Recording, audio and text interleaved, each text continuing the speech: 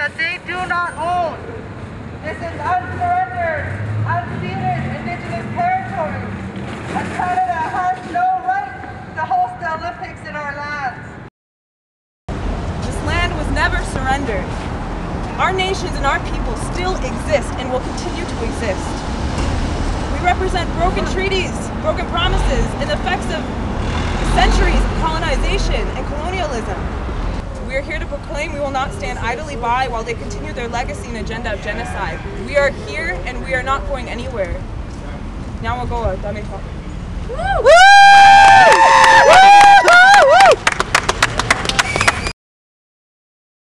I think it's very important for us to understand that I think the other side, the people that have been supporting the Olympics, the Indigenous people, have actually shifted a lot because of the pressure that people who don't support the Olympics, the Indigenous people who don't support the Olympics, have been putting on them, because the kind of fake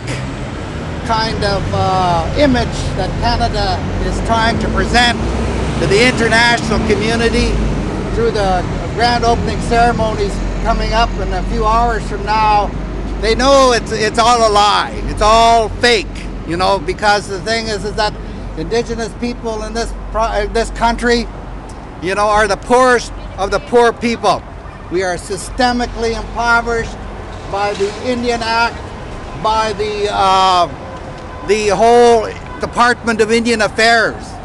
And how could we be the poorest people in one of the richest countries since the beginning of Canada, in 1867? The only way we can be poor is that the Canadian government has been violating our human rights by not recognizing our Aboriginal and our treaty rights. They do not recognize that underneath this place where we're standing is Musqueam and you know, Coast Salish title. You know, and they try to collect all the profits and wealth. They try to collect it for Victoria in BC and for Ottawa for the federal government, but they don't recognize that the Indigenous people here should be given over half of the resources that are accumulated from this land. And that's the violation that Canada is creating. It's the poverty we experience and the wealth that they enjoy. That's the violation of the human rights.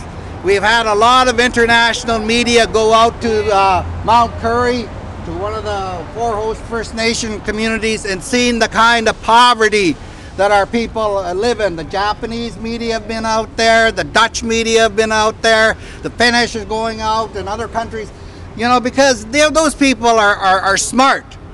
Those reporters, you know, are smart. They know that Canada is trying to pull the wool over the international community's eyes, and they're going out there and they're seeing firsthand the conditions. I seen a place where a guy was living in a room that was no more than maybe 6 by 10 feet. A man taking care of a young baby as a single parent, and that's in Lillooet. You know, I was there last night at my sister's memorial along with some of the people from Mount Currie. And I was asking them where all the money was. You know, where's your money? I hear that Mount Currie got lots of money from the Olympic Committee. Where's your wealth? Oh, gee whiz, are you talking to me because you're too rich now? And they all broke out laughing because they know that the money that the Olympic Committee got up there, gave those people, isn't near enough to cover the kind of poverty that they're experiencing up there. It's all a laughing joke. So Canada is deceptive.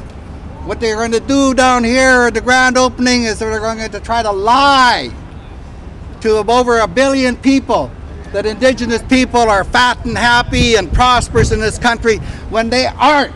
Where they are the poorest of the poor in this goddamn country. This place right here, Pigeon Square, is where our people live. You know, this is the place where they live, and people have to understand that. You know, and I think we've gotten that message across. I really enjoy the work of the Olympic Resistance Network. I really enjoy the young people that have come here, the downtown east side people, fantastic people. Anyways, Coach Jam, thank you.